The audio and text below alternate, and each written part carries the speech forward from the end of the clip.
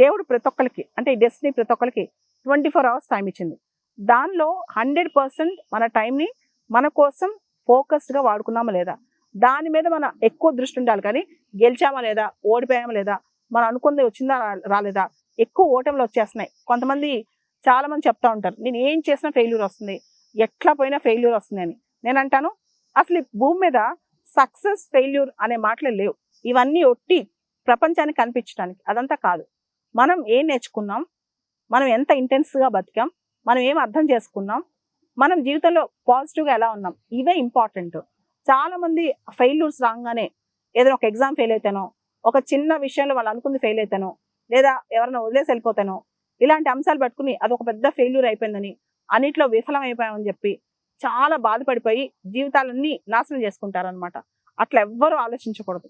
చిన్న జీవితమైనా పెద్ద జీవితమైనా, అంటే కొంతమంది బాగా పొజిషన్లో ఉన్న వాళ్ళు బాగా డబ్బులు ఉండి పెద్ద జీవితం అనుకుంటాం, లేదా ఏమీ లేకుండా ఉద్యోగం లేనా అది ఇంకా చిన్న జీవితం అనుకుంటాం. అది ఏ జీవితం అయినా కావచ్చు.